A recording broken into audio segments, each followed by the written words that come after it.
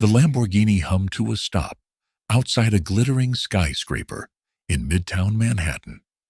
Nathaniel Nate Reynolds stepped out, his polished shoes clicking against the pavement as he nodded at the valet. To the outside world, he was every bit the confident billionaire. Sharp suit, clean-cut features, and an air of authority that turned heads. But as he stepped into the elevator that whisked him up to his penthouse office, his thoughts betrayed him. Inside, the sleek, minimalist decor did little to quiet the storm in his mind. "Good morning, Mr. Reynolds," greeted his assistant Claire, as she handed him his schedule for the day. He barely acknowledged her, his focus already on the charity gala that evening. The evening was a spectacle. Crystal chandeliers lit up the grand ballroom, and the city's elite mingled, their laughter and conversation mingling with the soft strains of a live orchestra. Nate stood beside Becky, her gown shimmering as she moved through the crowd with practiced ease. She charmed everyone she met, her laughter light and melodic. But Nate watched closely. When a guest brought up a particularly meaningful project, a shelter for underprivileged families, Becky's response felt rehearsed, almost disinterested. Her focus lingered on the aesthetics of the event, rather than its purpose. Later, in the privacy of their car ride home, Nate broached the subject. "You seemed distracted tonight." Becky shrugged, adjusting her earrings. "It was a lovely event, Nate, but some of the topics were heavy. People come to these things to celebrate, not to dwell on problems." Her words, though not malicious, stung. Nate forced a smile and looked out the window, his doubts intensifying. The next day, Nate sat in his sprawling office, staring at the cityscape.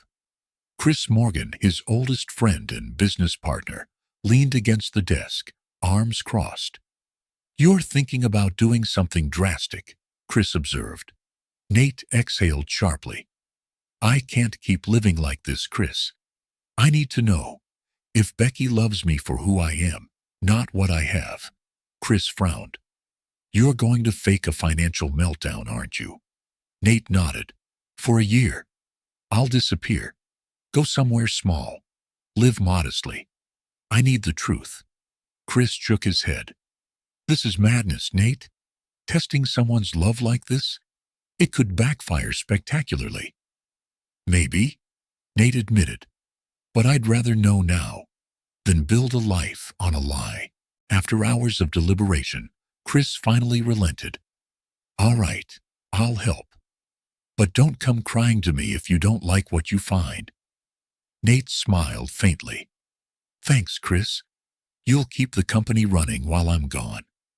"Yeah," Chris said, shaking his head. "But remember, Nate, you might discover more than you bargained for."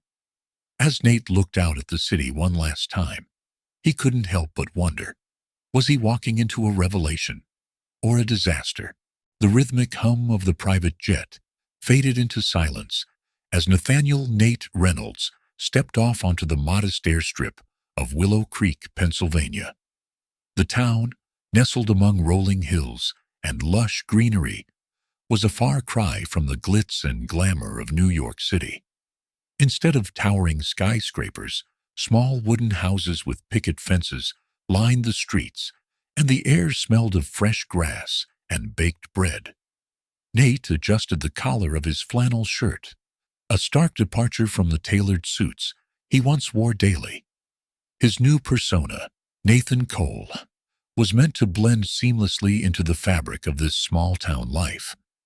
With only a single suitcase containing work boots, jeans, and tools, he took a deep breath, ready to embrace the simplicity he sought.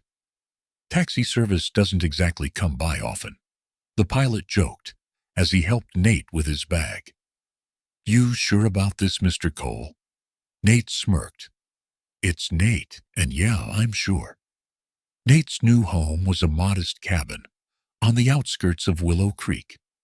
The cabin was rustic, with creaky floorboards and a fireplace that looked as though it hadn't been used in years. The landlord, an elderly man named Walter, had offered it for rent at a price so low it had made Nate raise an eyebrow.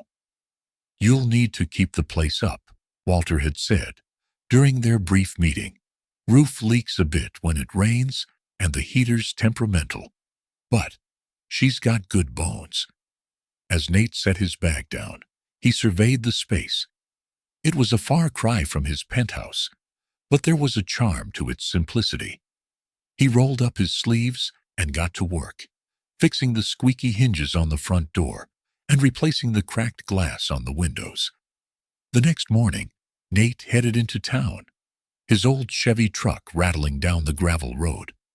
Willow Creek's town center was quaint, with a general store, a diner, and a hardware shop at its heart. Charlie Harper, the owner of Harper's Hardware, was the first person Nate met. Charlie was a middle-aged man with a thick beard and a jovial demeanor. "You're the new guy renting Walter's place?" he asked, sizing Nate up. "Looks like you've got some muscle. Ever worked with your hands?" Nate hesitated. The truth was, his experience with manual labor was limited to the occasional home repair. "I'm a fast learner," he offered. Charlie grinned. "Good enough. You start tomorrow." The job was far from glamorous. Nate spent his days unloading supplies, fixing broken tools, and assisting customers who needed advice on DIY projects. His hands blistered from the rough work, and his back ached at the end of each day. Yet there was an unexpected satisfaction in the labor, a sense of accomplishment he hadn't felt in years. At Harper's Hardware, Nate quickly became acquainted with the town's regulars. One of them was Samantha Sam Davis, a waitress and single mother who worked tirelessly to provide for her young son, Liam. Sam had a no-nonsense attitude, but a warm smile that made everyone feel at ease. "You're not from around here, are you?" Sam asked one afternoon, as Nate loaded lumber into her truck. "Nope," Nate replied, keeping his answer vague. "Just needed a change." Sam eyed him knowingly. "Well, you picked the right place. Willow Creek's good for the soul, but don't expect an easy ride. Folks here notice everything." Nate chuckled. Noted. Adjusting to Willow Creek wasn't without its challenges. Nate's first week involved more mishaps than successes. He accidentally over-tightened a faucet at the diner, causing a minor flood, and miscalculated the measurements for a customer's shelving unit. Charlie was patient but firm, teaching Nate the ropes with a fatherly tone. "You're not in some fancy office now," Charlie teased one day, watching Nate struggle to lift a heavy toolbox. "Out here, you earn your respect with sweat." Despite the initial hurdles, Nate began to win over the locals. His willingness to admit mistakes and learn endeared him to people, especially Sam, who found his clumsy sincerity refreshing. One evening, as Nate sat on the porch of his cabin, his phone buzzed. It was a text from Becky. "Becky. Nate, I'm worried. Are you okay? What's going on?" He stared at the screen, his heart heavy. He had told Becky he needed space to figure things out, but hadn't shared the extent of his plan. The distance between them was palpable, and he wondered if she suspected anything. Nate hesitated before replying. "Nate, I'm fine. Just sorting through some things. I'll call you soon." Setting the phone aside, he leaned back and gazed at the stars. The weight of his deception pressed down on him, but he reminded himself why he was doing this. To find the truth, building bonds. As the days turned into weeks, Nate found himself drawn to the simplicity of Willow Creek. He began to forge genuine connections. Charlie Harper, a mentor who shared wisdom over mugs of coffee in the hardware store. "Life's not about what you have, kid. It's about what you do with it." Sam Davis, a friend who pushed him to see the strength in vulnerability. You don't have to carry the weight of the world alone, Nate. Nate's growing bond with these people surprised him.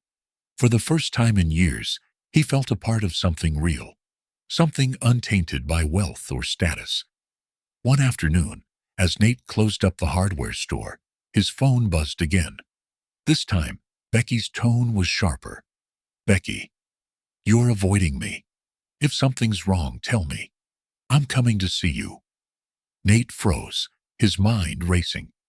If Becky came to Willow Creek, everything could unravel.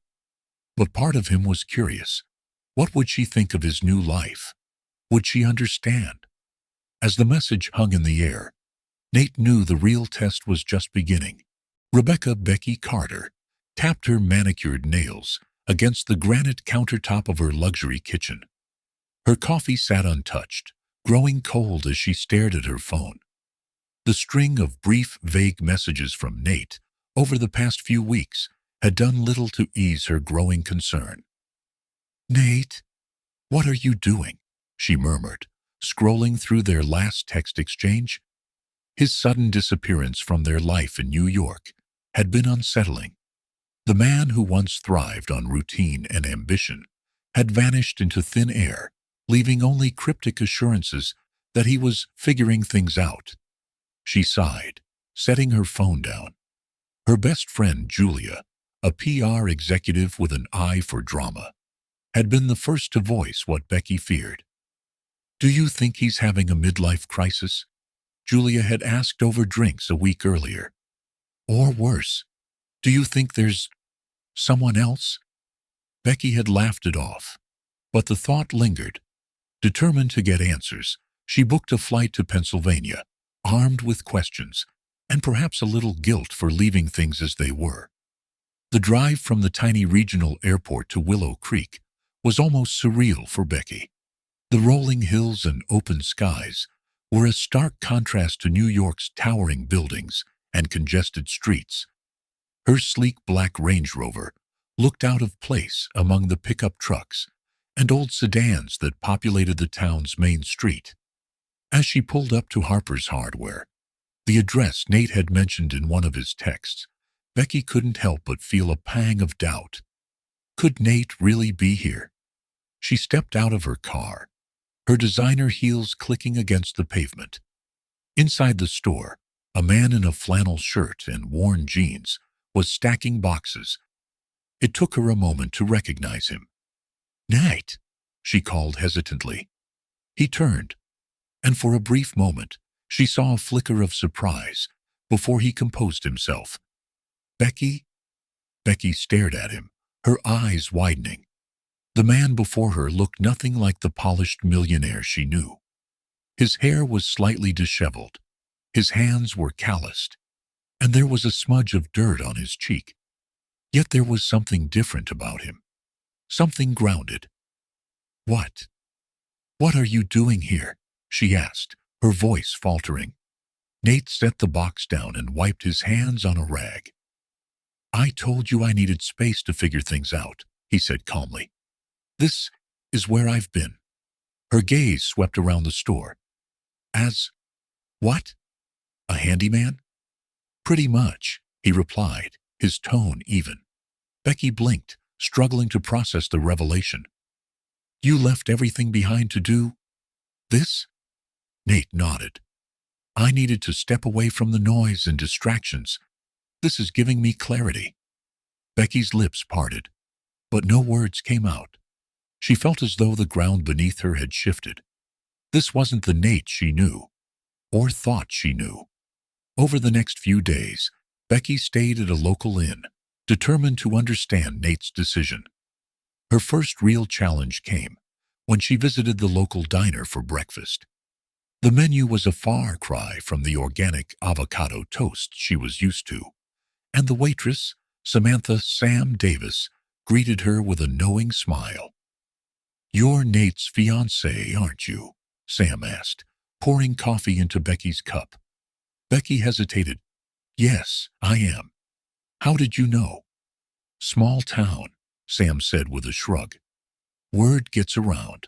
As Becky adjusted to the slower pace of life, she began to notice things she hadn't before, like the way Nate interacted with the locals.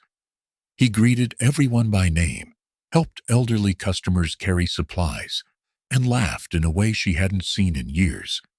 Despite their differences, Becky found herself drawn to Sam. The single mother's resilience and straightforward nature were refreshing. Over a shared lunch break, Sam opened up about her struggles. "My ex left when Liam was 2, Sam said, stirring her iced tea. "I worked double shifts to keep the lights on, but I wouldn't trade it for anything. My boy's my world." Becky listened, touched by Sam's determination. "That's incredible," she said. "I don't know if I could be that strong." Sam smiled. "Strength isn't something you're born with. You find it when you need it." The conversation lingered in Becky's mind, planting seeds of doubt about her own values and priorities. While Becky bonded with Sam, her interactions with Nate were strained. She struggled to reconcile the man she'd known with the one she saw now. During a quiet evening at the cabin, the tension finally boiled over. "I don't understand, Nate," Becky said, her voice breaking. "You had everything. Why would you throw it all away?" Nate sighed, setting down the book he was reading. "I needed to find myself, Becky.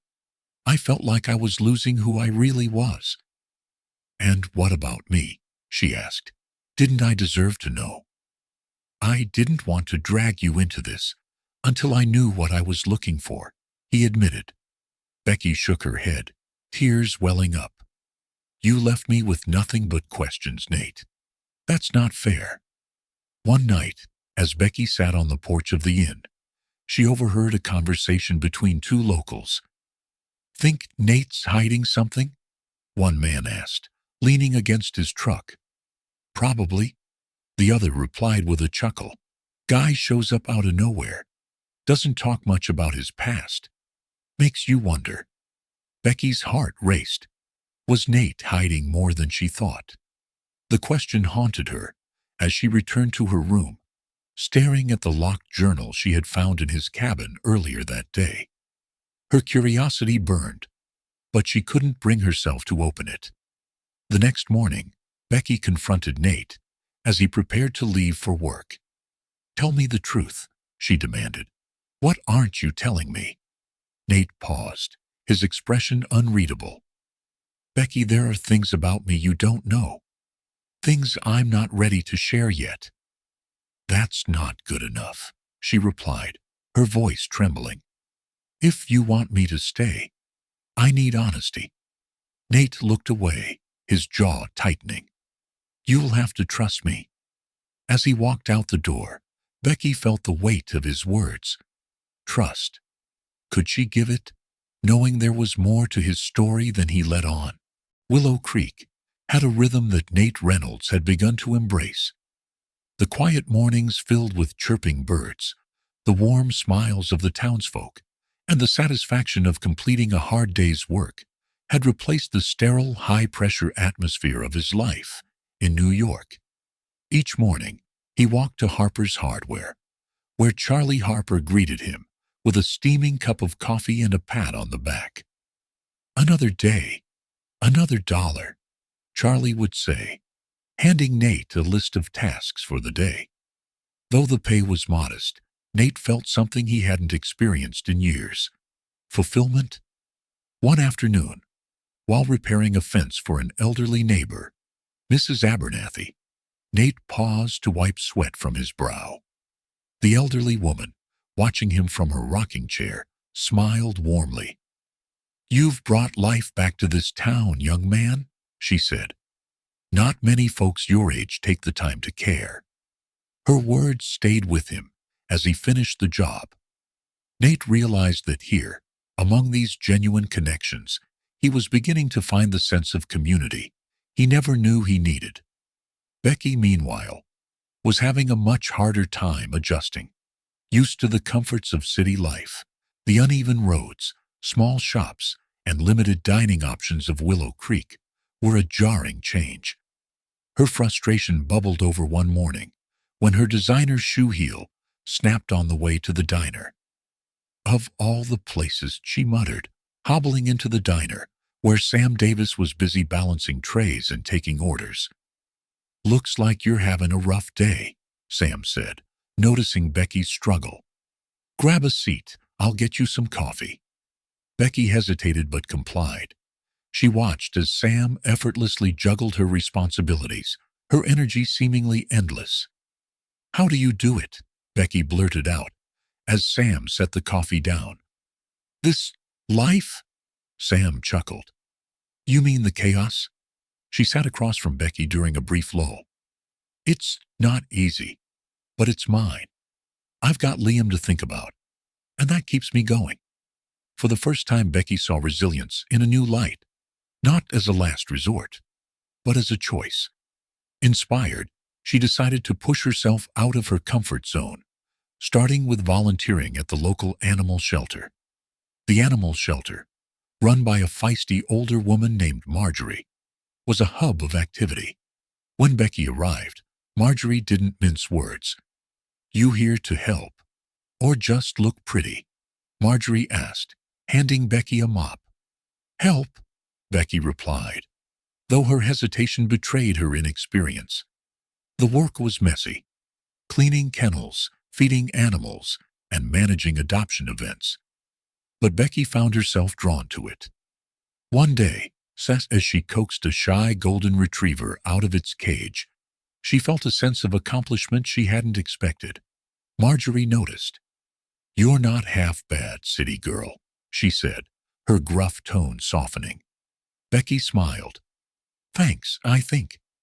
As Nate and Becky began to settle into their new rhythms, an unwelcome figure appeared in Willow Creek: Mark Bishop. Mark, a former business rival of Nate's, arrived under the guise of a potential investor in the town's small manufacturing plant. His true motive, however, was far more personal. Mark had always envied Nate's success, and rumors of Nate's sudden disappearance had piqued his curiosity. Upon arriving, it didn't take long for Mark to connect the dots. Spotting Nate outside the hardware store one afternoon, Mark couldn't hide his smug grin. "Well, if it isn't the infamous Nathaniel Reynolds," Mark said, leaning against his car. "Or should I say, Nathan Cole?" Nate froze, his heart pounding. "What are you doing here, Mark?" "Oh, just exploring investment opportunities," Mark replied, his tone dripping with sarcasm. "But imagine my surprise when I stumbled upon you playing handyman." Mark's words carried an implicit threat, and Nate knew it. He kept his response calm. "I'm not the same man you knew, Mark. Whatever you're looking for, it's not here." Mark smirked. "We'll see about that." That evening, Becky returned from the animal shelter to find Mark waiting outside her inn. Her first impression was one of distrust. His polished suit and arrogant demeanor stood out like a sore thumb in the quaint town. "You must be Rebecca," Mark said, extending a hand. "Mark Bishop, an old friend of Nate's." "Fiancée," Becky corrected, shaking his hand reluctantly. "What do you want?" "Just a friendly warning," Mark said, leaning in conspiratorially. "The man you're here for isn't who he seems. You might want to ask yourself, what else is Nate hiding?" Becky's stomach tightened as Mark's words sunk in. "What are you talking about?" Mark chuckled.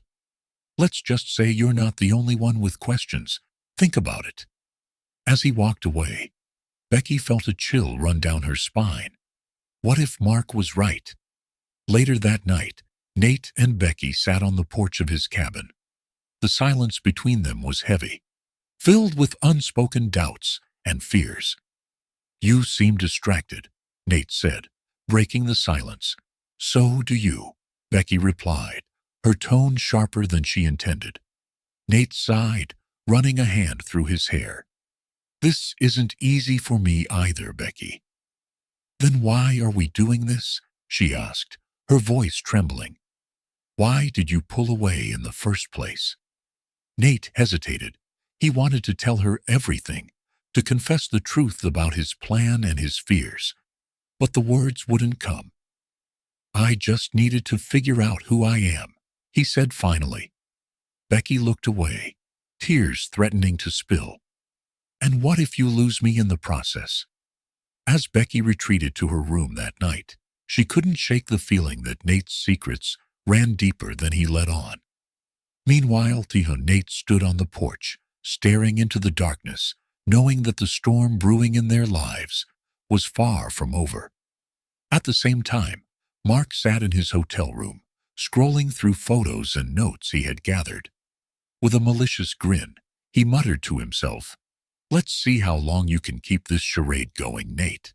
The morning sun spilled over Willow Creek, but Nate Reynolds felt a chill settle over him as he worked at the hardware store. Mark Bishop's unexpected arrival in town the day before had unsettled him.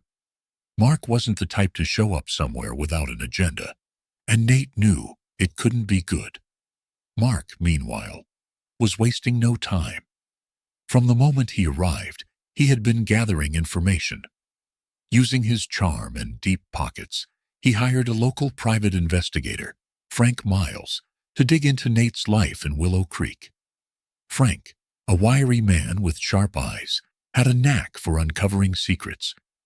"I want everything," Mark told him, over a quiet meeting at the diner. His daily routines, connections in town, even the skeletons in his fiancée's closet. "Leave no stone unturned." Frank nodded, slipping a recorder into his pocket. "Consider it done." Becky, too, was struggling with her emotions. Mark's cryptic warning lingered in her mind, and her growing doubts about Nate's secrecy gnawed at her. Though her days at the animal shelter and evenings with Sam provided some distraction, the unresolved tension with Nate weighed heavily. One afternoon, Becky confided in Sam as they cleaned the shelter. "Do you ever feel like you don't know someone as well as you thought?" she asked, avoiding eye contact. Sam paused, considering her answer. "Sure. People are like puzzles. Sometimes you only see the picture when you put all the pieces together. But that doesn't mean the person isn't worth the effort." Becky sighed. I don't know if I can trust him." Sam placed a reassuring hand on Becky's shoulder. "Trust isn't easy, especially when you've been hurt before. But if you love him, it's worth fighting for." While Becky wrestled with her feelings, Frank delivered his first report to Mark. "He's living modestly, working at the hardware store, fixing things around town. Seems like he's trying to blend in." Mark smirked. "But—" Frank hesitated before handing over a set of photographs. "I found this in his cabin.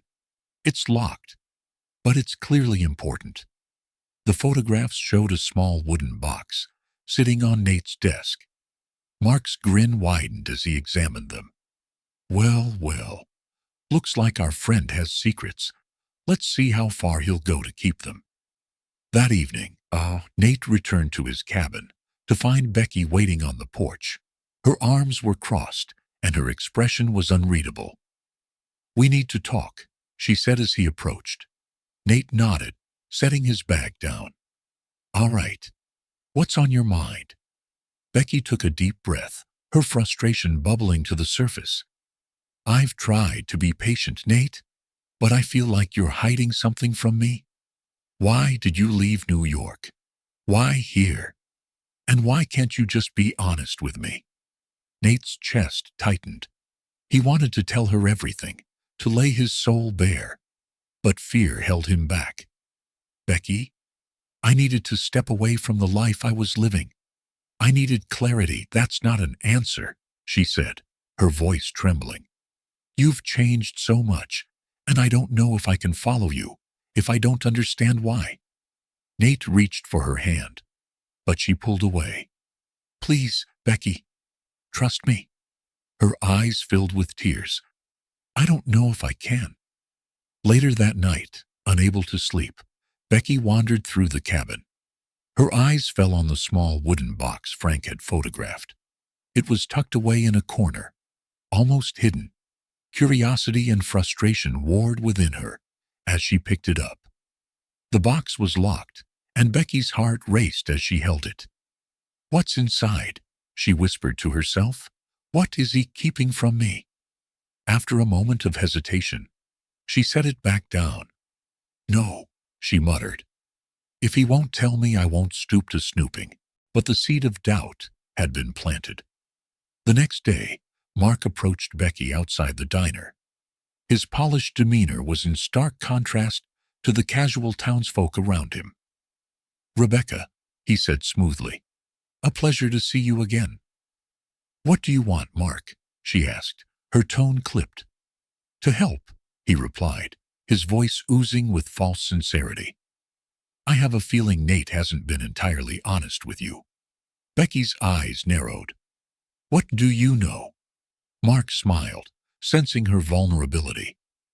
"Let's just say, if you knew everything, you might see him differently." She clenched her fists, refusing to give him the satisfaction of a reaction.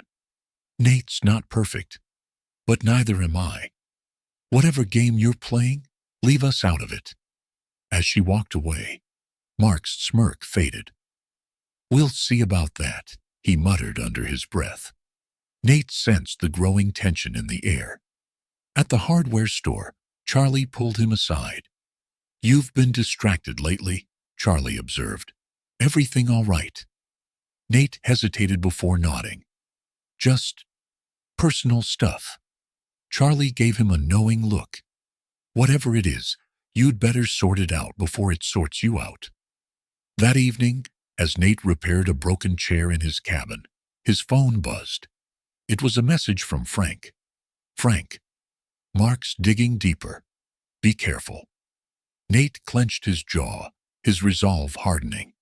He knew Mark wouldn't stop until he got what he wanted. But Nate refused to let him ruin everything he had built in Willow Creek. As the town settled into the quiet of night, Mark sat in his hotel room, reviewing Frank's latest findings. Among them was a financial document Nate had accidentally left behind, detailing his hidden fortune. Mark's grin returned as he pieced together his next move. "This town has no idea who they're dealing with," he said to himself, "but they will soon." At the same time, Becky sat alone in her room at the inn, staring at the locked box in her hands. Torn between her love for Nate and her growing doubts, she whispered, "Please, let this be something I can understand." And in his cabin, Nate stared out the window, the weight of his secrets pressing heavily on his shoulders. He knew the storm was coming, and this time it wouldn't be one he could weather alone. Willow Creek awoke to the soft golden light of dawn. But for Becky and Nate, the day was anything but peaceful. The tension between them had reached its peak. Becky had barely spoken to Nate since their confrontation, and the unspoken questions between them lingered like a heavy fog. At the animal shelter, Becky poured her energy into cleaning kennels and organizing supplies. "You're working harder than usual," Sam observed, her brow furrowing. "Something on your mind?" Becky sighed, her hands gripping a mop handle. "I don't know who Nate is anymore. He's hiding something, and I don't know if I can handle it." Sam nodded thoughtfully. "Have you asked yourself why he's hiding it? Sometimes people keep secrets because they're afraid of losing the ones they care about." Her words struck a chord, but they didn't ease Becky's frustration. Later that day, she made a decision. She wouldn't wait for Nate to come clean. She would confront him once and for all. That evening, Becky marched to Nate's cabin. She found him sitting on the porch, a beer in hand, staring at the horizon. He looked up as she approached, his expression weary but expectant. "We need to talk," Becky said firmly. Nate set the bottle down and gestured for her to sit, but she remained standing. "What's going on, Nate? Why did you leave New York? Why this town? This life?" And why won't you let me in? He hesitated, the weight of her questions pressing down on him.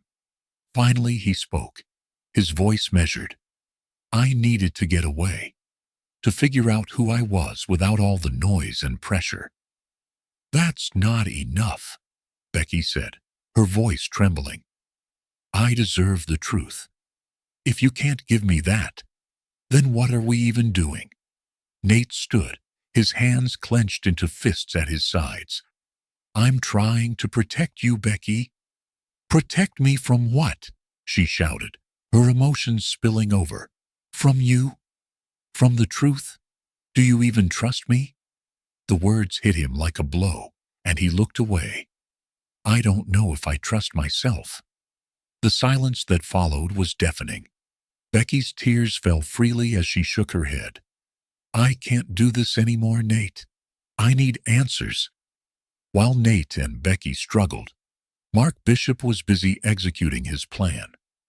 Armed with Frank's findings, he approached Charlie Harper at the hardware store under the pretense of discussing potential investments. I hear you've got a new handyman in town, Mark began casually. Seems like he's been keeping busy. Charlie's friendly demeanor cooled slightly. What's it to you? Mark chuckled. Oh, nothing much. Just curious about a man who seems too good to be true. You might want to ask him why he's really here. Charlie's eyes narrowed. I don't know what you're implying, but Nate's been nothing but helpful to this town. Mark leaned in, lowering his voice. Helpful, sure. But everyone has secrets, Mr. Harper. Some are bigger than others. Though Charlie dismissed Mark's insinuations, the encounter left him unsettled. Later, he confronted Nate during a quiet moment at the store. Anything you want to tell me, Nate? Charlie asked, his tone cautious but firm. Nate froze, his gaze meeting Charlie's. I don't know what you're talking about. Charlie sighed. Mark's poking around, and people are starting to talk. If there's something I need to know, now's the time to tell me. Nate shook his head. It's nothing, Charlie. I promise. But as Charlie walked away, Nate knew the cracks in his facade were widening. Back at the inn, Becky paced her room, the wooden box she had taken from Nate's cabin sitting on the desk. She hadn't meant to take it, but her frustration and curiosity had gotten the better of her. Now, as she stared at it, her hands itched to open it. After a moment of hesitation, she retrieved a small hairpin from her bag and began to work on the lock. The mechanism clicked, and the lid creaked open. Inside, she found several documents, bank statements, legal papers, and a handwritten letter addressed to Rebecca. Her heart raced as she unfolded the letter. Nate's handwriting was neat but hesitant, as though every word had been carefully chosen. Dearest Rebecca, if you're reading this, then I've failed to tell you the truth in person. I came to Willow Creek, not just to escape the life I had in New York, but to find out if I could still be the man I once was, the man you deserve. For years, I've been surrounded by people who saw me as a bank account, not a person. I needed to know if love could exist beyond wealth and status. That's why I hid the truth about who I am. I know this may feel like a betrayal, but please understand that everything I've done has been for us. You are my anchor, my compass, and the only person who makes me feel whole. I hope that someday you'll forgive me. Love. Nate. Tears blurred Becky's vision as she read the letter. Her emotions swung wildly between anger, sorrow, and confusion. How could Nate lie to her for so long? But how could she deny the depth of his feelings? That night, she returned to the cabin. Nate was inside, packing a small bag. He looked up as she entered, his expression a mixture of surprise and dread. I found the letter, she said, her voice trembling. Why didn't you just tell me? Nate set the bag down and faced her. I wanted to, so many times, but I was scared of losing you. Becky took a step closer, her tears falling freely. You already lost me, Nate. The moment you decided to lie. The weight of her words crushed him, and for the first time, he felt the full consequences of his actions. I'm sorry, he whispered. For everything? Becky nodded, her expression unreadable. I need time, Nate, to figure out if I can forgive you. As she turned to leave, Nate reached out but stopped himself. The door closed behind her, leaving him alone with his regret. At the inn, Becky sat by the window, staring at the quiet streets of Willow Creek. Meanwhile, across town, Mark met with Frank to finalize his next move. I have everything I need, Mark said, his tone triumphant. By the time I'm done, Nate won't just lose her, he'll lose everything. The storm brewing in Willow Creek was about to break, and none of them could predict the devastation it would leave in its wake. The Willow Creek Annual Festival was a cherished tradition, a day when the entire town came together to celebrate their community with food, music, and games. For Nate, it was an opportunity to mend his fractured relationships, starting with Becky. The town square was a flurry of activity as Nate helped Charlie set up the hardware store's booth. Despite the tension in his personal life, he threw himself into the work, determined to make the festival a success. Charlie noticed Nate's unusual focus and nudged him lightly. Got something to prove today? Charlie asked, his tone teasing but kind. Nate forced a smile. Maybe I do. At the inn, Becky stared at her reflection in the mirror, debating whether to attend the festival. She felt torn between her lingering anger and her desire to see Nate. Sam's words from the day before echoed in her mind. Sometimes love is messy, but it's worth fighting for. Finally, she decided to go, telling herself it wasn't for Nate, but to support the town she had grown to care for. At the festival, Nate and Becky crossed paths while helping set up the children's area. The air between them crackled with unspoken words. Becky avoided his gaze, focusing on arranging supplies for a craft station. You came, Nate said softly, breaking the silence. Becky glanced at him, her expression guarded. For the town. Nate nodded, knowing he couldn't push her. I'm glad you're here. Their conversation was interrupted by the arrival of Sam and her son, Liam. The boy ran up to Nate, tugging at his sleeve. Mr. Nate, can you help me with the beanbag toss? Of course, Nate said, grateful for the distraction. As he followed Liam, he caught Becky watching him, her expression softening. As the day unfolded, the festival buzzed with life. Nate ran the hardware booth, offering quick repairs in exchange for donations to the local school. The sight of him working so earnestly surprised many townsfolk, including Becky, who found herself lingering nearby. Becky volunteered at the animal shelter's booth, assisting Marjorie with a pet adoption drive. She couldn't help but smile as families walked away with their new furry companions. Despite her inner turmoil, she felt a sense of belonging she hadn't experienced before. Just as the festival reached its peak, Mark Bishop arrived, dressed impeccably in a tailored suit that contrasted sharply with the casual attire of the townsfolk. His presence drew curious and wary glances. He made his way to Nate's booth, a predatory smile on his face. Quite the event you've got here, Mark said loudly, drawing attention. Nate straightened, his jaw tightening. What are you doing here, Mark? Oh, just enjoying the festivities, Mark replied, and catching up with old friends. Their tense exchange didn't go unnoticed. Becky, who had been watching from a distance, felt a surge of unease. She decided to confront Mark. What are you doing here? Becky demanded, stepping between Mark and Nate. Mark's smirk widened. Just looking out for you, Rebecca. You deserve to know the truth about your fiancé. Becky's eyes narrowed. I already know who Nate is. Whatever you're planning, stop. Mark chuckled, his tone mocking. Do you? Because I think there's a lot he hasn't told you. Before Becky could respond, Mark turned to the gathering crowd. Ladies and gentlemen, let me introduce you to Nathaniel Reynolds, a millionaire who's been lying to all of you. Gasps rippled through the crowd as Mark's words hung in the air.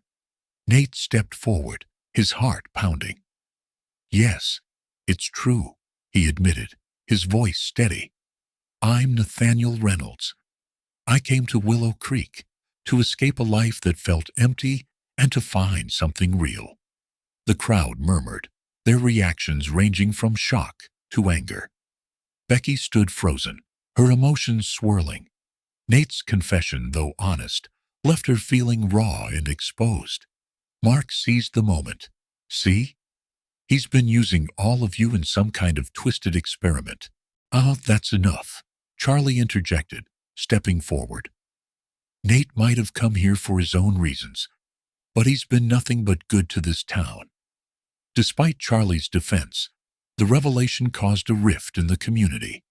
Some townsfolk felt betrayed, while others rallied around Nate, appreciating his contributions.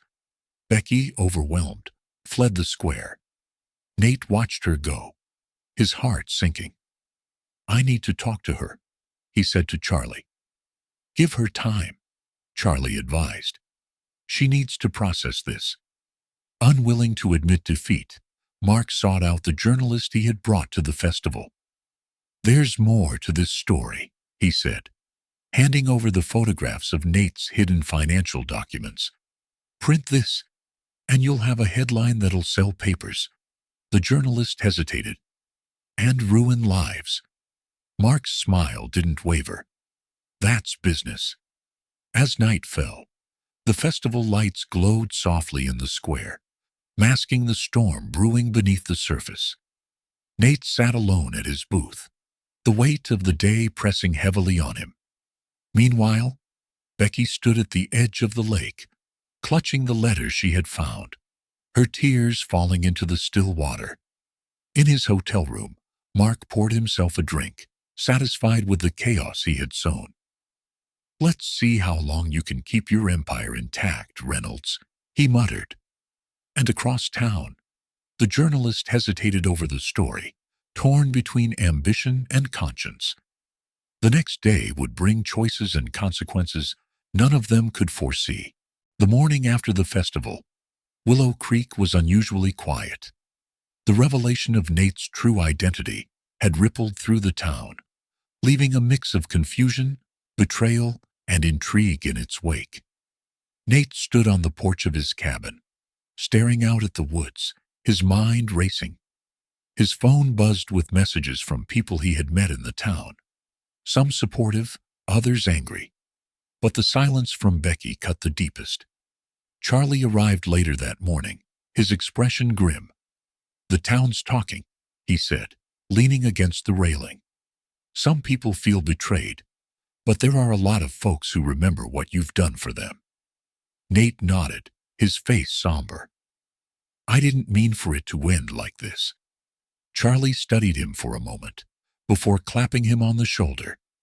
You've got to own it, Nate. People respect honesty, even if it's messy. At the inn, Becky sat by the window, staring at the bustling street below. Her thoughts were a whirlwind of anger, sadness, and longing. She clutched the letter Nate had written, reading and rereading the words.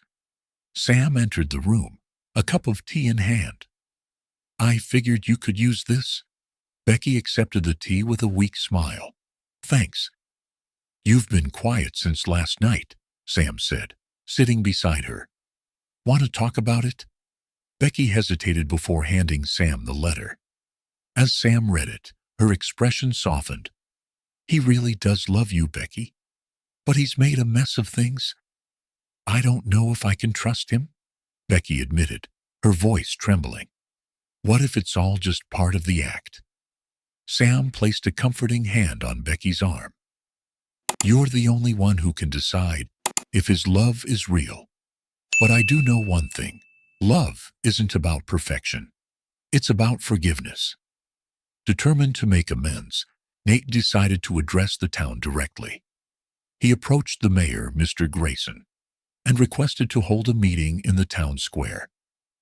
People deserve the truth, Nate said. That evening, the square filled with townsfolk, their expressions a mix of curiosity and skepticism. Nate stood on a makeshift stage, his heart pounding. Becky stood at the back, arms crossed, her face unreadable. I owe all of you an explanation, Nate began, his voice steady despite the weight of the moment. My name is Nathaniel Reynolds, and yes, I'm a millionaire. I came here under a false identity to escape the emptiness of my old life. But what I found here was more than I could have imagined. He paused, meeting the eyes of the townsfolk. I know I've hurt many of you, and for that, I'm truly sorry. My time here wasn't a game or an experiment. It was a search for something real. And in all of you, I found a community that reminded me what it means to live with purpose. The crowd murmured, some nodding in agreement, while others crossed their arms in skepticism. Marjorie, the owner of the animal shelter, stepped forward. You've done a lot for this town, Nate. But trust isn't rebuilt overnight. Agreed, Nate replied. That's why I'm not asking for forgiveness right away. I'm asking for the chance to earn it. Charlie stood beside him, his voice carrying over the crowd. He's one of us, folks. Whether he's Nate or Nathaniel, he's worked hard for this town. Let's not forget that. Becky watched the exchange, her heart torn. She saw sincerity in Nate's eyes, but the hurt lingered. Meanwhile, Mark watched the scene from a distance, his jaw clenched. His plan to discredit Nate had partially succeeded, but he hadn't anticipated Nate's resilience. Back at his hotel, Mark reviewed the financial documents he had obtained. If they won't turn against him for lying, maybe they will when they see how much he's been hiding, he muttered. He contacted the journalist who had been hesitant to publish the story. I've got proof that will blow this wide open, Mark said, his tone venomous. After the meeting, Becky approached Nate as he packed up the stage. He looked up, his expression hopeful but guarded. That took courage, she said, her tone neutral. I meant every word, Nate replied. But I know it doesn't erase the hurt I caused you. Becky hesitated, her emotions warring within her. Why didn't you just tell me the truth from the start? Nate sighed. Because I was afraid. Afraid that if you knew who I really was, you'd see me the way everyone else does, a bank account, not a person. That's not fair, Becky said, her voice rising. You didn't even give me the chance to prove you wrong. You're right, Nate admitted. And I'll regret that for the rest of my life. Their conversation was interrupted by Sam, who rushed over with her phone in hand. Nate, Becky, you need to see this. Sam showed them a breaking news article. Millionaire's double life exposed. Secrets behind Willow Creek's newcomer. The article, complete with photos of Nate's financial documents, painted him as a manipulative opportunist. Nate's face paled as he read the headline. Mark. Becky's anger flared. I knew he was trouble the moment he showed up. Nate turned to Sam. Where is he now? He left town this afternoon, Sam replied. But it looks like he did his damage before he went. The weight of Mark's actions settled over them. Becky looked at Nate, her expression conflicted. What are you going to do? I'll fix this, Nate said firmly. For the town and for us. As the three stood under the fading light of the square, a storm brewed on the horizon, one that threatened to undo everything Nate had fought for. But this time, he wasn't running. He was ready to face the truth, no matter the cost. The day after Mark's explosive article, The atmosphere in Willow Creek was thick with tension. Nate had called for an emergency meeting in the town hall, determined to address the fallout. Word spread quickly, and by evening, the hall was packed with curious and skeptical townsfolk. Nate stood at the podium, his hands gripping the edges as he surveyed the room. Becky lingered near the back, arms crossed, her expression unreadable. Charlie, Marjorie, and Sam sat near the front, their presence a small but significant show of support. "I won't waste your time," Nate began, his voice steady despite the nerves clawing at his chest. "What Mark Bishop revealed about me is true. I am Nathaniel Reynolds. I've lied to you all. And for that, I owe each of you an apology." The crowd murmured, their reactions mixed. Some nodded, appreciating his honesty, while others exchanged wary glances. Taking a deep breath, Nate continued, "I didn't come to Willow Creek to deceive you. I came here because I needed to find something I'd lost, a sense of purpose, a connection to people who value more than just money." He glanced around the room, his gaze landing briefly on Becky. "This town has given me more than I deserve. It's taught me the value of hard work, the strength of community, and what it means to live authentically. But I know I've hurt you by hiding the truth, and for that, I'm deeply sorry." The room fell silent as his words sank in. Then, Charlie stood, his voice breaking the tension. "He's not just talking, folks. Nathaniel, has worked harder than most of us since he got here. He's earned my respect, millionaire or not." Marjorie followed suit. "He's been nothing but kind to the animals at the shelter and generous with his time. We all make mistakes." Slowly, more voices joined in, each offering a story of how Nate had helped them or the town. Though not everyone spoke up, the tide of sentiment began to shift. Becky watched the scene unfold, her emotions a chaotic mix of pride, doubt, and lingering hurt. She couldn't deny the sincerity in Nate's voice or the impact he had made on Willow Creek.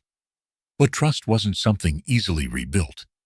As the meeting concluded, Becky stepped outside for air, her thoughts racing. Nate followed her, his footsteps hesitant.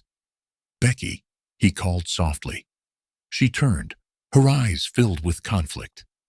"I don't know what to do with all of this, Nate. You lied to me." "I know," he admitted, his voice heavy with regret. "And I don't expect forgiveness overnight. But I'll do whatever it takes to prove to you that my feelings for you are real." Becky hesitated, then said, "Actions speak louder than words, Nate. If you mean what you say, show me." Meanwhile, in the city, Mark was savoring his perceived victory. But his satisfaction was short-lived. The journalist who published the story had a crisis of conscience and issued a follow-up article, highlighting Nate's contributions to Willow Creek and questioning Mark's motives. The backlash was swift. Mark's business dealings came under scrutiny, and whispers of his own unethical behavior began to surface. His attempts to sabotage Nate had backfired, leaving him isolated and disgraced. Back in Willow Creek, Nate began putting his plan into action. He met with Mayor Grayson and proposed a series of initiatives to benefit the town, funded by his wealth. "This isn't about making amends with money," Nate explained. "It's about investing in the community that gave me a second chance." The initiatives included a scholarship program for local students, a grant for small business owners, renovations to the town's aging infrastructure. Though some townsfolk remained skeptical, many were moved by his efforts. Becky, observing from the sidelines, couldn't ignore the sincerity in his actions. One afternoon, Nate visited the animal shelter, where he found Becky cleaning out kennels. He rolled up his sleeves and joined her, working in companionable silence. After a while, he spoke. "I meant what I said about proving myself to you." Becky glanced at him, her expression softening. I can see that. They worked side by side, and for the first time in weeks, the tension between them began to ease. As word of Nate's initiative spread, the mood in Willow Creek began to shift.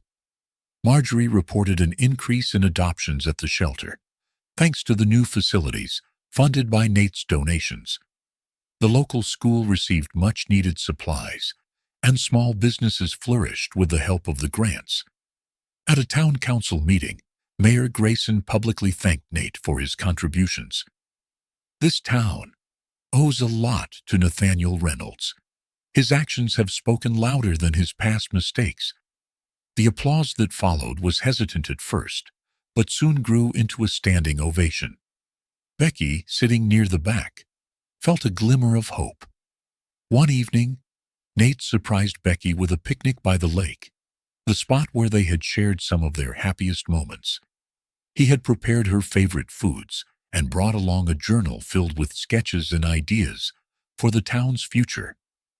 "This isn't just about redemption," Nate said as they sat by the water. "It's about building something real, something lasting." Becky studied him, her heart softening further. "You're really trying, aren't you?" "I am," he said, his voice earnest. "Not just for the town, but for us." As they packed up the picnic, Nate received a call from Charlie. "We've got a problem," Charlie said, his tone urgent. "Someone's been spreading rumors that could jeopardize the initiatives." Nate's jaw tightened. "I'll be right there." Becky placed a hand on his arm. "Whatever it is, we'll handle it together." As they drove back to town, a storm loomed on the horizon, both literal and figurative. The challenges ahead would test not only Nate's resolve, but also the fragile trust he was rebuilding with Becky and the community. The storm broke not long after Nate and Becky arrived at the town square. Rain poured down as townsfolk gathered in the town hall, murmurs of unease filling the air. Someone had been spreading rumors about Nate's intentions, suggesting that his donations were a ploy to buy forgiveness or a way to manipulate the town for personal gain. Charlie waved Nate over, his face grim. "It's getting ugly," he muttered. "Some people are saying you're planning to use this town to dodge taxes, or that you're setting up to buy out the land." Nate clenched his fists. "Who's behind this?" Charlie shook his head. "No one's stepping forward. But it doesn't take a genius to figure out Mark might have left a parting gift." Becky stood beside Nate, her expression firm. "Then, let's put an end to this tonight." Nate stepped onto the stage at the front of the hall, his presence commanding but approachable. The room quieted as he raised his hands. "I know there's been a lot of talk about my intentions, and I want to clear the air once and for all." He paced slowly, his voice steady but passionate. "When I came to Willow Creek, I wasn't honest with any of you. I pretended to be someone I wasn't because I didn't trust that people could see me for more than my money. That was wrong, and I'll carry the weight of that mistake for the rest of my life." He stopped, his gaze sweeping over the crowd. "But what I found here was more valuable than I ever expected. A community that welcomed me, taught me the value of hard work, and showed me what it means to truly belong. My donations and initiatives aren't about making up for my mistakes or buying forgiveness. They're about giving back to a place that gave me more than I deserve." Marjorie was the first to speak. "I don't believe for a second that you'd harm this town, Nate. You've been too good to us." Her words broke the tension, and others began to chime in. "He fixed my roof when no one else would," one man said. "He helped me get my car running again," another added. But not everyone was convinced. A woman near the back stood, her arms crossed. "Talk is cheap," she said. "How do we know this isn't just another act?" Nate didn't flinch. Instead, he reached into his jacket and pulled out a thick stack of documents. "These are the plans for every initiative I've proposed," he said. "They're fully funded, with no strings attached. I'm putting my money into this town because I believe in it." The woman hesitated, then nodded slowly. "That's a start." As the discussion continued, Becky stepped forward, her voice cutting through the chatter. "I know many of you are still skeptical, and I don't blame you," she said. "I've felt betrayed too." She paused, meeting Nate's eyes, before turning back to the crowd. "But I've also seen how hard he's worked to make amends. I've seen the difference he's made, not just with his money, but with his time, his effort, and his heart. And I believe in him." Her words carried weight, and the room began to shift. The murmurs quieted, replaced by nods of agreement and tentative smiles. The meeting ended with a sense of cautious optimism. Nate outlined his plans for the town's development, promising transparency and inviting the community to be part of the process. He proposed forming a committee of townsfolk to oversee the initiatives, ensuring that every decision benefited Willow Creek.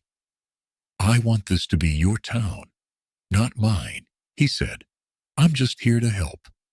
The suggestion was met with applause, and for the first time in weeks, Nate felt a glimmer of hope. Later that night, Nate and Becky sat on the porch of her cabin, the rain having given way to a star-filled sky. Nate handed her a mug of tea, his expression vulnerable. "Thank you for speaking up tonight. I didn't expect you to." Becky sipped her tea, her gaze fixed on the horizon. "You're trying, Nate. That's more than I can say for most people." He hesitated before asking, "Do you think we can fix what's broken between us?" Becky turned to him, her eyes soft but guarded. "It's going to take time. Trust doesn't come back overnight." "I'll wait as long as it takes," Nate promised. Unbeknownst to them, Mark was plotting his next move. His failed attempt to tarnish Nate's reputation had only fueled his resentment. From his office in the city, he began digging deeper, determined to uncover something, anything, that could destroy Nate for good. He stumbled upon an old business deal Nate had been part of years ago, one that had ended with several employees losing their jobs. Though Nate had rectified the situation by compensating the workers, Mark saw an opportunity to spin the story to his advantage.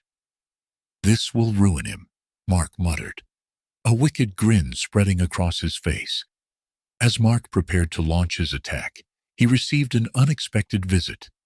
Chris Morgan, Nate's longtime friend and advisor, stormed into Mark's office, his expression livid.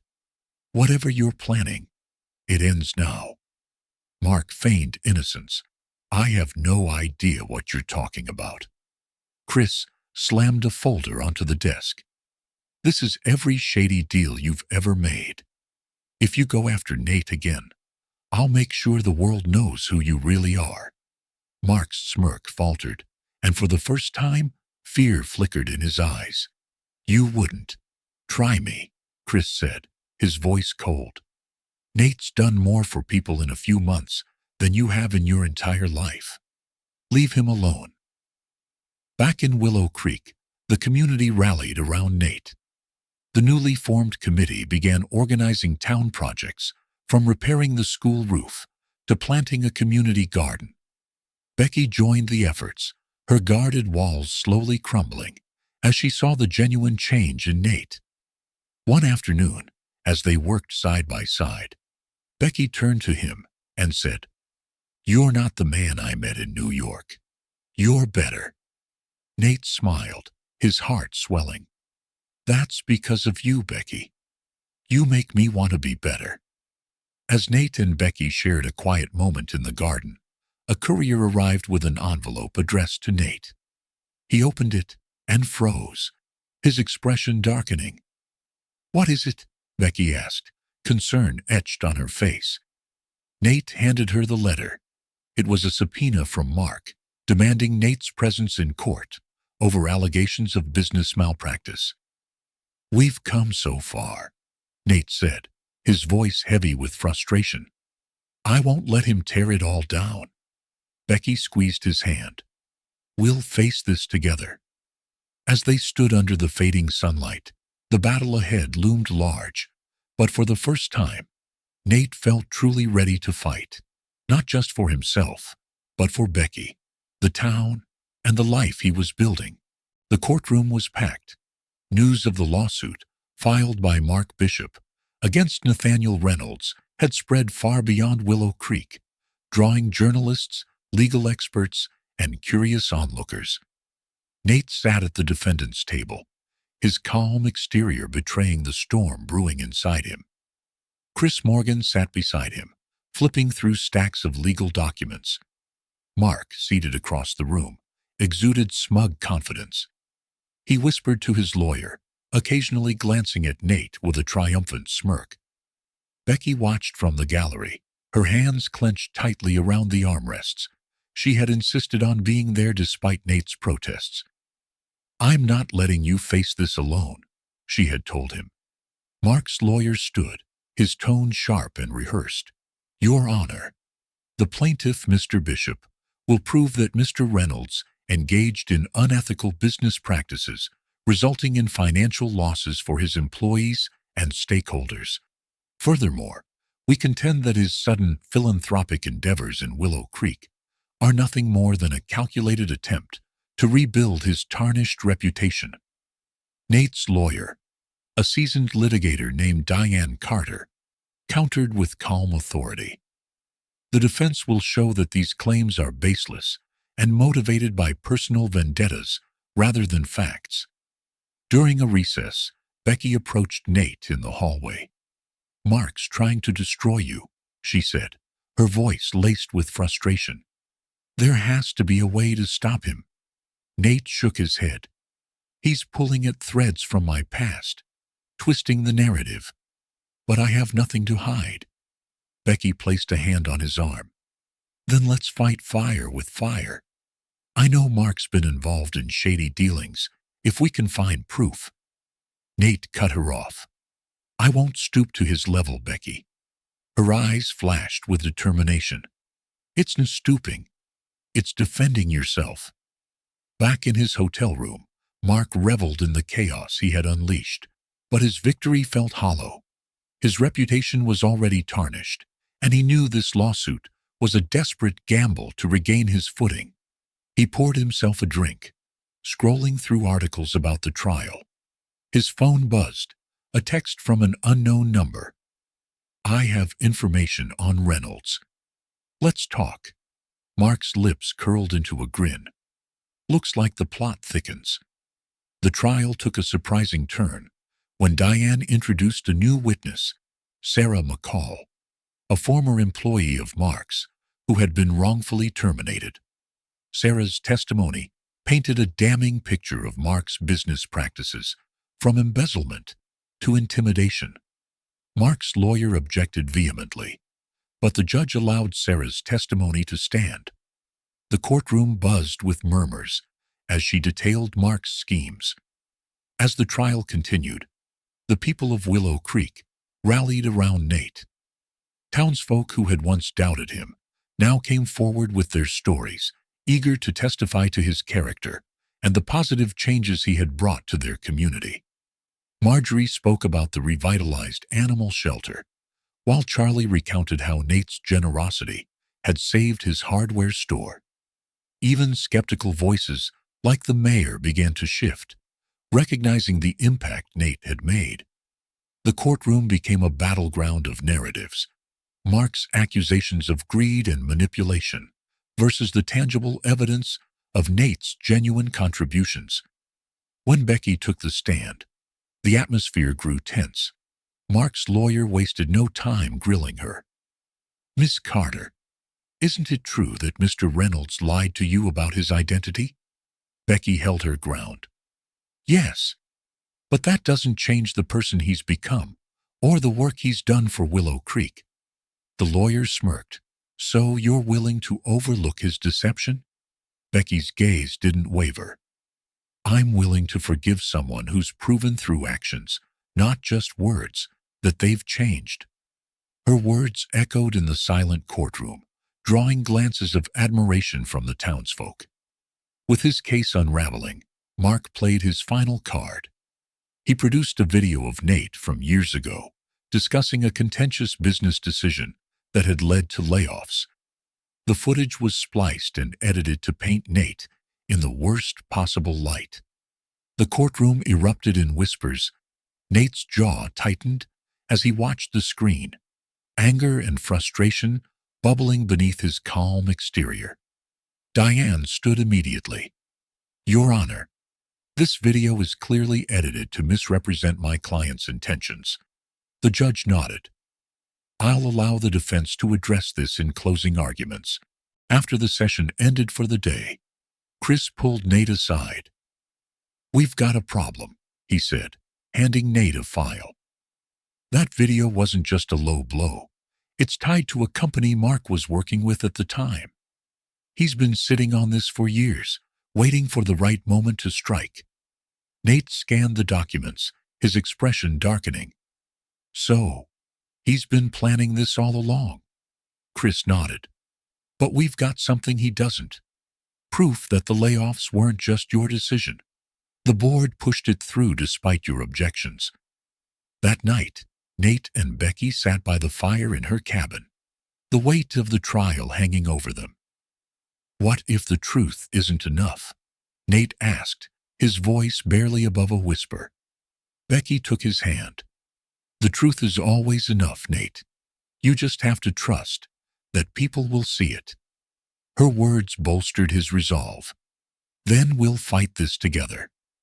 On the final day of the trial, Diane delivered a powerful closing argument, dismantling Mark's accusations and highlighting Nate's transformation. "This case isn't about mistakes made in the past," she said. "It's about who Mr. Reynolds is today, a man who has dedicated himself to making a difference." The jury deliberated for hours before returning with their verdict in favor of Nathaniel Reynolds. The courtroom erupted in applause, while Mark slumped in his seat, defeated. As the courtroom emptied, a journalist approached Nate and Becky. "Mr. Reynolds, what's next for you?" Nate glanced at Becky, a small smile playing on his lips. "It's time to focus on what really matters." But as they stepped outside, a black car pulled up, and a man in a suit handed Nate an envelope. "This isn't over," the man said cryptically before driving away. Nate opened the envelope, his eyes narrowing as he read the contents.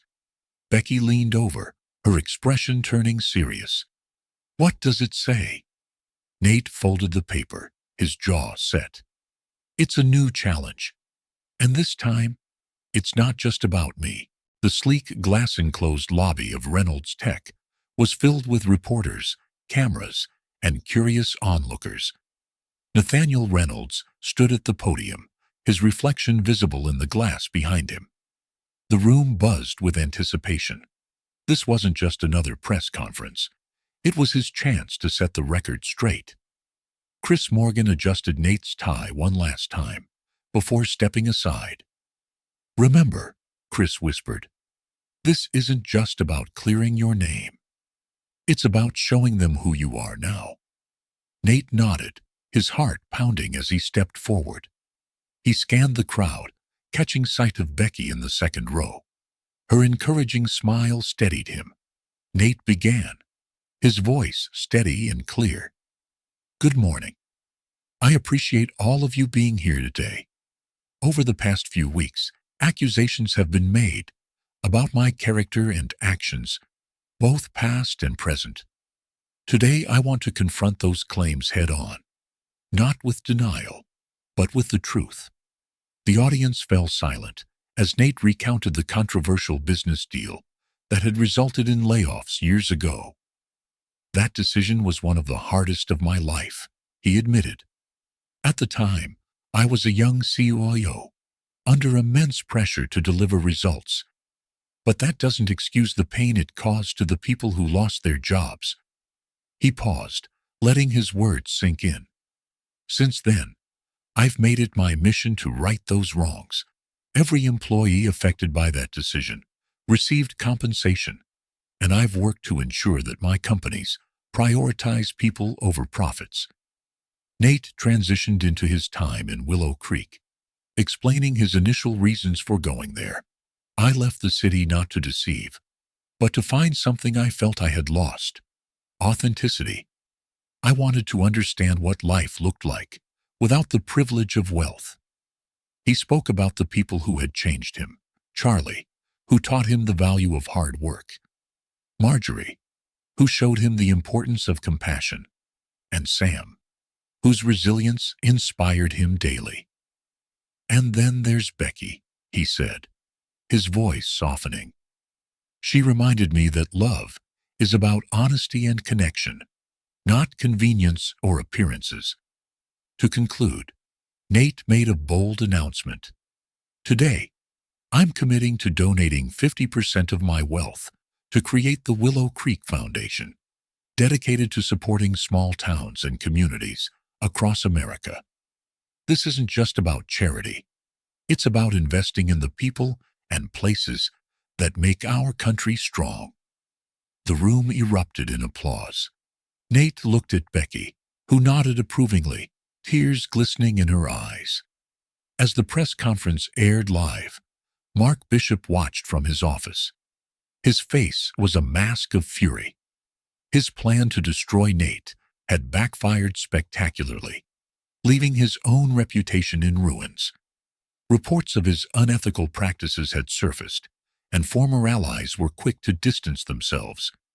Mark threw his glass against the wall, the shatter echoing in the empty room. He picked up his phone, dialing his lawyer. "We're not done," he growled. "There has to be something else we can use." The press conference received mixed reactions. While many praised Nate's transparency and generosity, skeptics questioned his motives. Social media buzzed with debates, but the voices of Willow Creek residents defending Nate's character began to dominate. Sam appeared on a local news segment, sharing her experience with Nate. "He's not perfect, but he's real, and he's made a difference in our town." Charlie, too, spoke out, recalling Nate's tireless efforts to help the community. "He's one of us now, whether he likes it or not." That evening, back at their hotel, Nate and Becky shared a quiet dinner. The glow of the city skyline bathed the room in soft light. "You were amazing today," Becky said, her hand resting on his. "I don't think I've ever been prouder of you." Nate smiled, but his eyes were heavy with fatigue. "I just hope it's enough." "It will be," Becky assured him, "because you're not fighting this alone anymore." Unbeknownst to them, Mark was still scheming. He had contacted a former associate of Nate's, offering a hefty sum for insider information. The associate, a disgruntled former employee, agreed to meet, bringing with him documents he claimed would expose Nate's real intentions. Mark smirked as he reviewed the papers. "This isn't over, Reynolds," he muttered. "Not by a long shot." Back in Willow Creek, the townsfolk gathered at the community center to watch the press conference replay. The energy in the room was electric. People who had once doubted Nate now rallied behind him, organizing a petition to show their support. Marjorie addressed the crowd. "This isn't just about Nate. It's about what we stand for as a community. If we let people like Mark win, we lose more than a good man. We lose what makes Willow Creek special." The petition gained traction, drawing attention from regional and national media.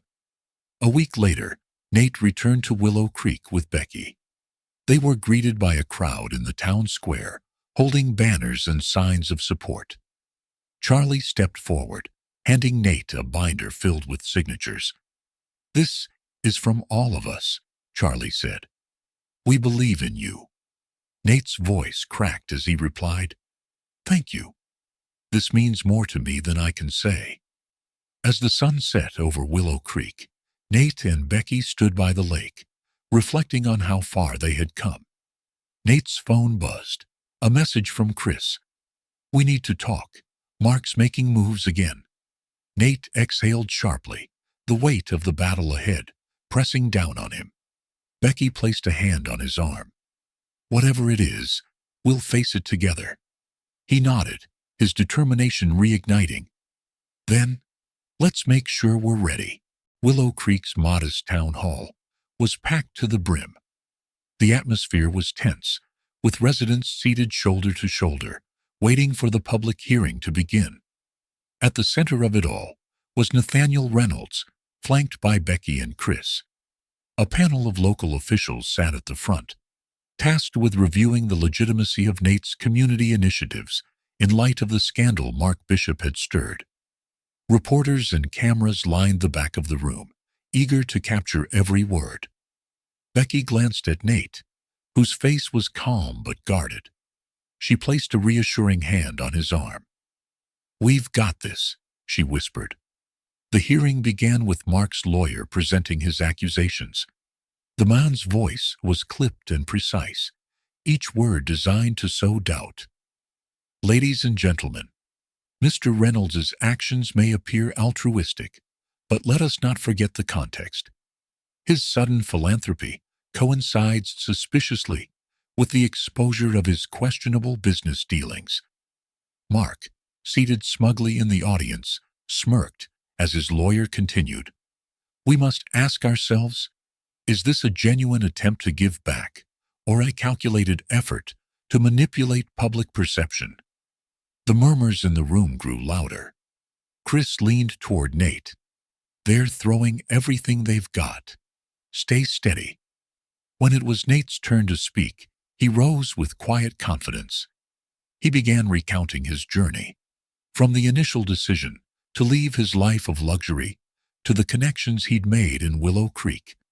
His words were heartfelt, but Becky could sense the lingering doubts in the room. Finally, she stood, surprising everyone. "May I say something?" she asked, her voice steady but filled with determination. The panel hesitated before nodding. Becky stepped forward, her gaze sweeping across the rooms. "I'm Rebecca Carter, and I've known Nate for years. I'll be the first to admit that when I learned about his deception, I was hurt and angry. But I've also had the privilege of seeing the man behind the facade." She paused, letting her words settle. Nate didn't come to Willow Creek to manipulate anyone. He came because he wanted to find something real, something he couldn't buy. And what he found here changed him. It changed us both. Becky's voice grew stronger as she shared her own story. "I came to Willow Creek as someone who valued appearances over substance. But this town, these people, and yes, Nate, taught me that what truly matters isn't what you have, but what you give." Her gaze turned to the audience. "Think about what Nate has done for Willow Creek. The repair shop renovations, the scholarship fund, the community garden. None of that was required of him. He could have left the moment his secret was exposed, but he stayed because he cares." Tears glistened in Becky's eyes as she concluded, "True love and community aren't about perfection. They're about resilience and forgiveness. And that's what Nate embodies." Becky's words ignited a wave of support. One by one, townsfolk stood to share their experiences. Marjorie spoke about how Nate's donations had saved the animal shelter. Charlie recounted the countless hours Nate spent helping local businesses. Even Sam, the waitress, stepped forward, her voice steady. "Nate didn't just change his life. He changed ours." The panel members exchanged glances, clearly moved by the testimonies. Mark's smug expression faltered, his lawyer scrambling to regain control of the narrative. Sensing his plan unraveling, Mark made a bold move. He stood, interrupting the proceedings. "This is all a show," he shouted. "Reynolds has always been a manipulator, and he's doing it again." The room erupted in chaos as the panel called for order. Nate stood, his voice calm but firm. "Mark, this isn't about you or me anymore. It's about the people in this room and what we've built together. You can't take that away." Mark sneered. "We'll see about that." As the hearing drew to a close, the panel announced their decision. "After reviewing the evidence and hearing the testimonies, we find no grounds to question Mr. Reynolds' intentions. We recognize his contributions to Willow Creek and encourage the continuation of his initiatives." The room erupted in applause. Nate exhaled a breath he didn't realize he'd been holding, and Becky squeezed his hand. "We did it," she whispered. That evening, Nate and Becky returned to the cabin, exhausted but relieved. They sat by the fire, the warmth chasing away the day's tension. "Thank you," Nate said, his voice soft, "for standing by me today." Becky smiled, resting her head on his shoulder. "You stood by me when I needed it. It's only fair." They sat in comfortable silence for a while, before Becky spoke again. "What's next?" Nate's eyes sparkled with determination. "We keep building, not just for us, but for everyone who's believed in us." Meanwhile, Mark packed his belongings in his hotel room, his defeat complete. As he prepared to leave town, Chris paid him a visit. "You could have been part of something great," Chris said, his tone regretful. "But instead, you chose to tear it down." Mark scoffed. "Spare me the lecture." Chris shook his head. "I hope one day you realize that success isn't about tearing others down. It's about building something meaningful." Back at the cabin, Nate received a late-night call from Chris. "We've got something," Chris said, his voice serious. "Mark's connection to the old scandal. It's worse than we thought. You need to see this." Nate frowned. "What are we looking at?" Chris hesitated. "Evidence that could change everything. But it's risky." Nate's gaze shifted to Becky, who watched him with quiet concern. "Then, let's figure it out." As he hung up, Nate couldn't shake the feeling that the battle was far from over. Together, he and Becky prepared for whatever lay ahead.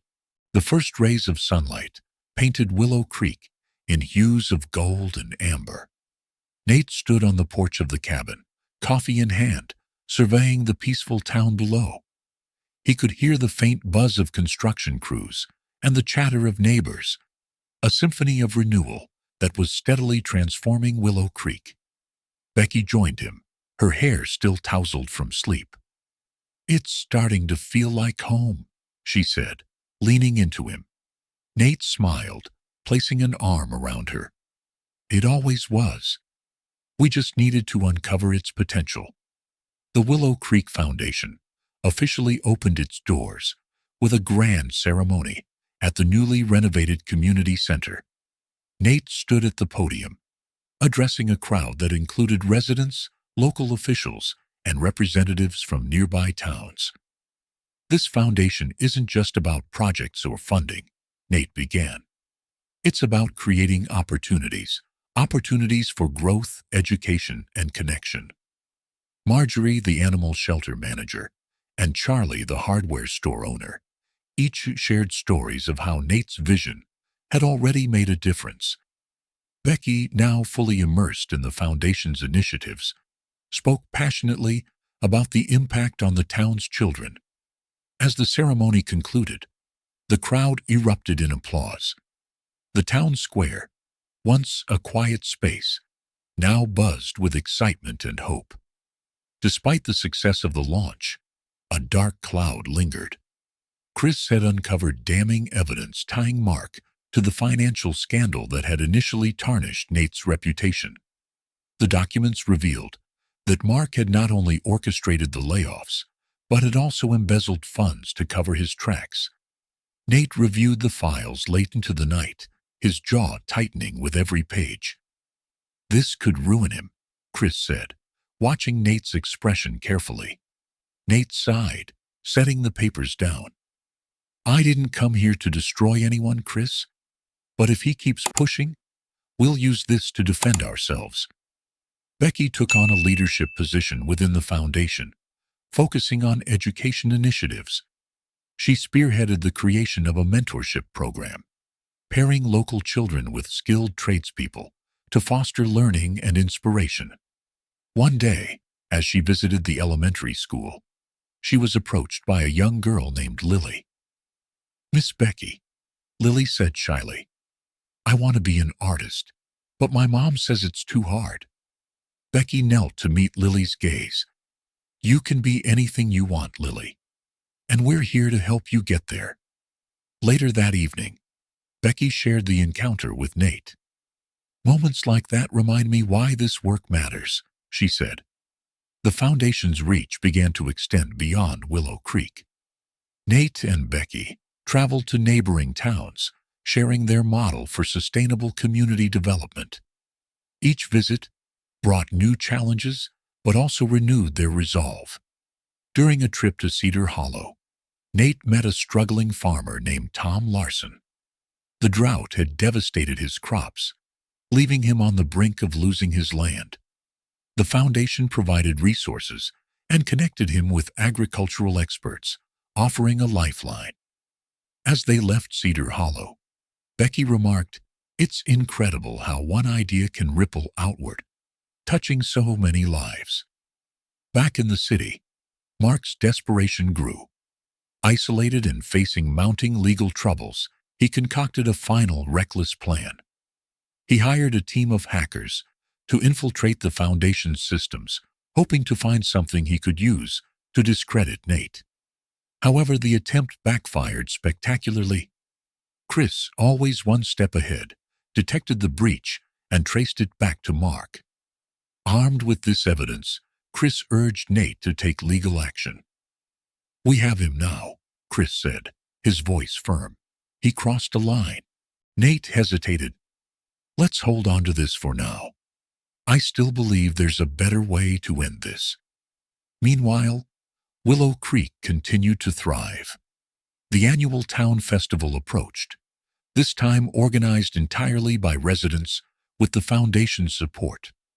The festival showcased the town's revitalization, featuring booths for local artisans, a stage for performances, and a communal dinner under the stars. Nate and Becky worked tirelessly alongside the townsfolk. From setting up tables to coordinating events, their hands-on approach further solidified their bond with the community. During the festival, Charlie pulled Nate aside. "You've done something incredible here," he said, "but don't forget to take a moment for yourself." Nate nodded, appreciating the sentiment. "This town gave me a second chance. It's the least I can do." As the festival wound down, Nate led Becky to the edge of the lake, the moon casting a silver glow over the water. He pulled a small box from his pocket, his hands trembling slightly. "Becky," he began, his voice soft but steady, "you've stood by me through everything. My mistakes, my fears, and my journey to become a better man. I can't imagine a future without you." Becky's breath caught as he opened the box, revealing a simple yet elegant ring. "Will you marry me?" Tears streamed down her face as she nodded. "Yes, Nate. 1,000 times, yes." The town's fireworks lit up the sky as they embraced, their laughter mingling with the cheers of those who had witnessed the moment. As the festival ended and the crowd dispersed, Nate received a message on his phone. It was from Mark, the subject line ominous. "This isn't over." Nate showed the message to Becky, who frowned. "He's not going to stop, is he?" Nate shook his head. "No, but we'll be ready." Together, they walked back to the cabin, determined to face whatever challenges lay ahead. Willow Creek was alive with activity as preparations for the town's summer fair reached their peak. Banners were strung across the main street, booths were being set up, and the aroma of freshly baked pies wafted through the air. Nate and Becky stood in the square, taking in the bustling energy. "This fair feels different," Becky said, smiling at a group of children running by. "It's like the whole town is celebrating more than just summer." Nate chuckled. "Maybe they're just proud of everything they've accomplished. And they should be." Miles away in his city office, Mark Bishop sat in the dim glow of his computer screen, his fingers drumming against the desk. His face was etched with frustration. Every attempt to sabotage Nate had failed, leaving Mark's reputation in tatters. But he wasn't done yet. "This has to work," he muttered, clicking on a file labeled Confidential. The document contained fabricated evidence, suggesting that Nate's foundation was a front for embezzlement. Mark sent the file to a journalist with a simple note: "If you're looking for a story, call me." As the fair kicked off, the town square was transformed into a lively scene of laughter, music, and community spirit. Nate and Becky worked together at the foundation's booth, showcasing the progress made in Willow Creek and the plans for expansion into neighboring towns. Sam approached with a tray of lemonade, a knowing smile on her face. "You two look like you're running for office," she teased. Becky laughed. "Just trying to keep up with everything. It's incredible how much this town has grown." "Thanks to both of you," Sam said. "But don't forget to take a moment to enjoy it." As the evening approached, the sound of a live band filled the air, drawing everyone to the main stage. Nate had arranged for a surprise performance by a local singer whose story of perseverance had inspired him during his time in Willow Creek. The crowd swayed to the music, their faces illuminated by string lights overhead. Becky leaned into Nate. "This is perfect," she said softly. "Not yet," Nate replied, his voice tinged with excitement. As the final song ended, Nate took the stage. The crowd fell silent, curious about what was happening. Nate adjusted the microphone, his nerves masked by a confident smile. "Willow Creek," he began.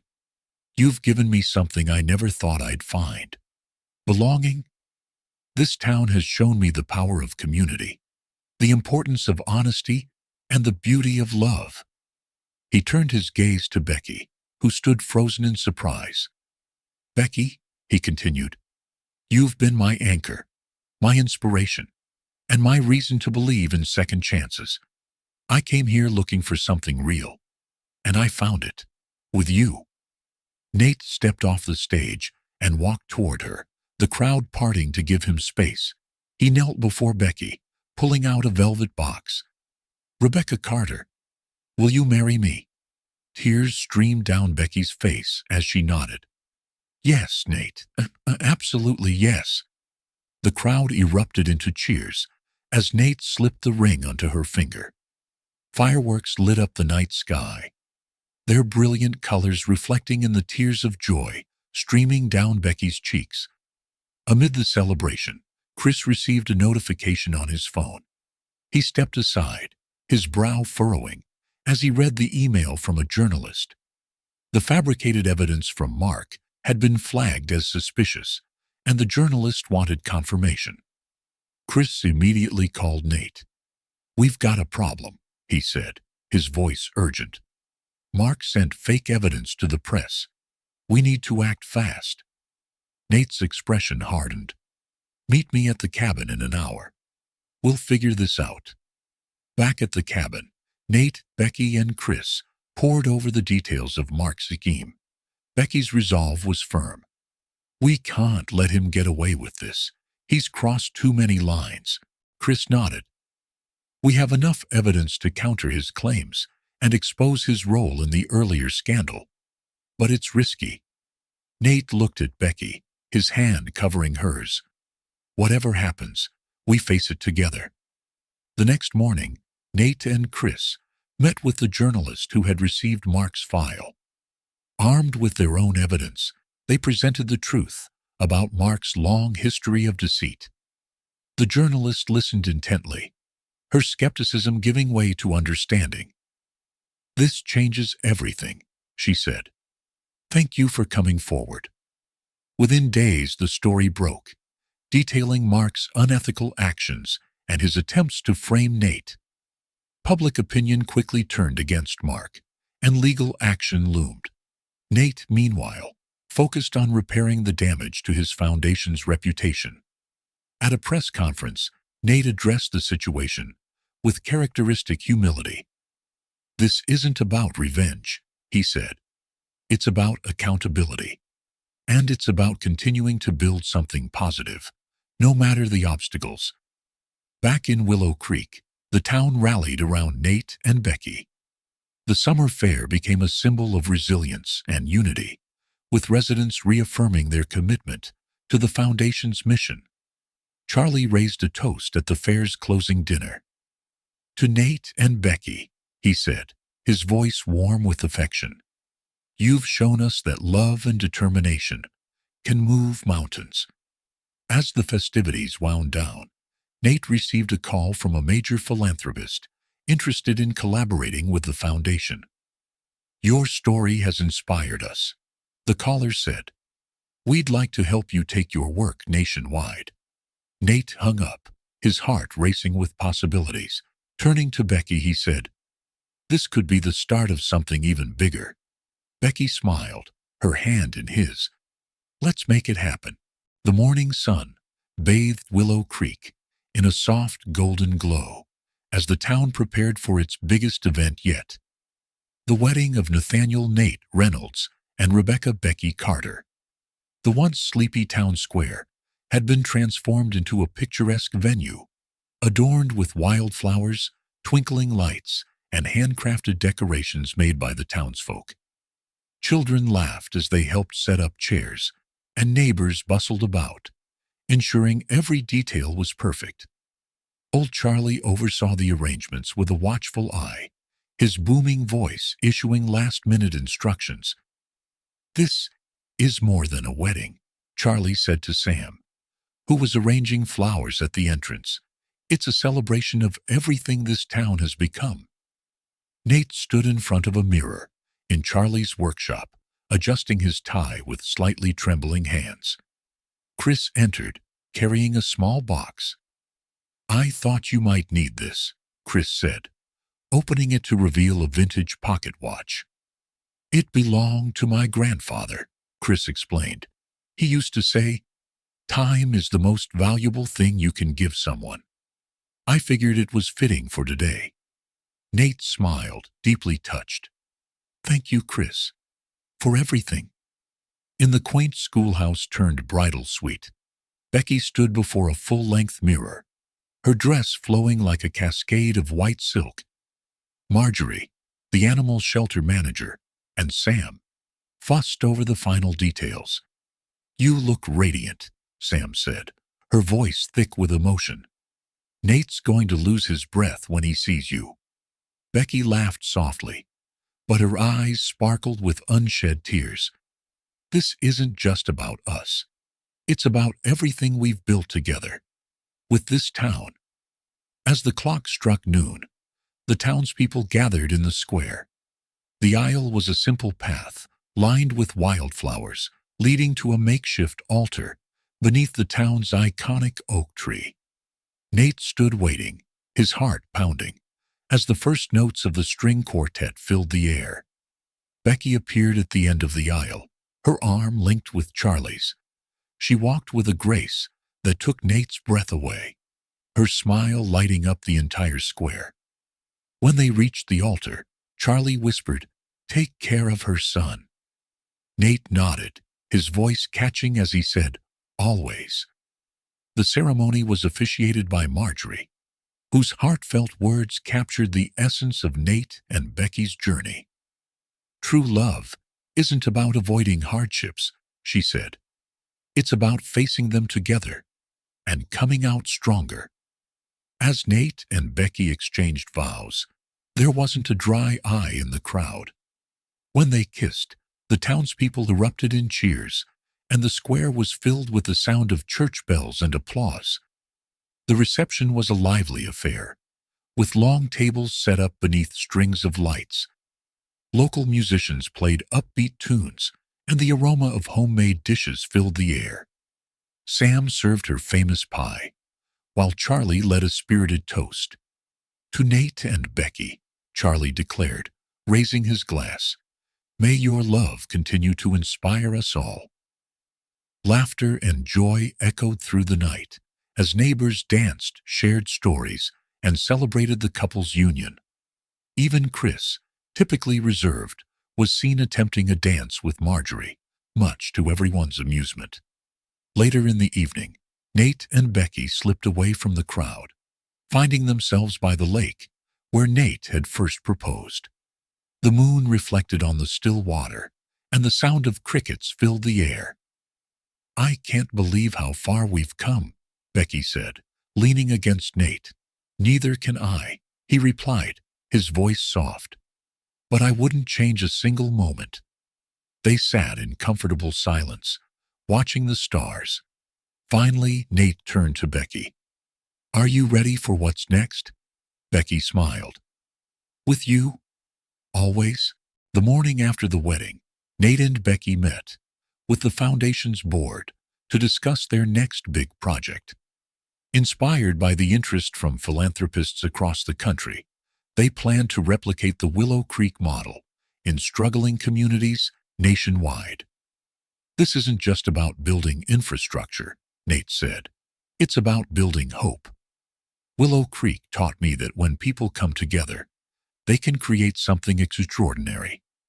The board approved the initiative, and the couple began laying the groundwork for what would become a national movement. A decade passed, and Willow Creek thrived as a beacon of community-driven success. The foundation had expanded to over 50 towns, each one revitalized through Nate and Becky's vision. On a sunny afternoon, Nate and Becky sat on a bench in the town square, watching their two children, Lily and Ben, play with other kids. The square was now a vibrant hub of activity, with bustling markets, live music, and smiling faces. "Can you believe it's been 10 years?" Becky asked, resting her head on Nate's shoulder. Nate smiled, his eyes filled with pride. "It feels like yesterday. But look at what we've built together." Their conversation was interrupted by Lily's laughter as she held up a drawing. "Look, Mommy and Daddy.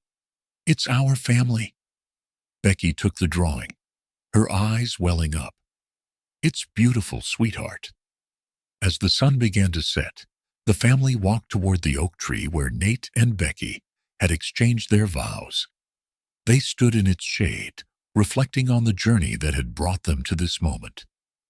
"This tree has seen it all," Nate said, wrapping an arm around Becky. "Our struggles, our triumphs, and everything in between." Becky nodded. "It's a reminder of where we started and how far we've come."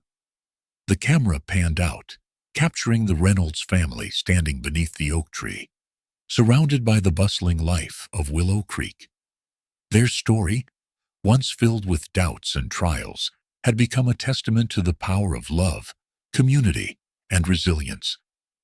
And as the stars began to twinkle in the evening sky, Nate and Becky knew that their journey was far from over. Together, they would continue to build a legacy of hope, one community at a time. As the story of Nate and Becky comes to a heartwarming close, we're reminded of the power of love, resilience, and community to transform not just lives, but entire towns. But life is never a straight road, is it? It's full of twists, surprises, and moments that challenge us to rise above. What did this story make you feel? Did Nate's journey of self-discovery or Becky's transformation resonate with you? Have you ever faced a moment where trust and love were truly tested? We'd love to hear your thoughts. Share them in the comments below. And this is just the beginning. Subscribe to our channel and hit that notification bell because there are more inspiring, heartfelt, and dramatic stories to come. Stories that will make you laugh, cry, and think about what truly matters. Until next time, keep believing in the beauty of second chances, the strength of community, and the magic of love. See you soon. Love sparkles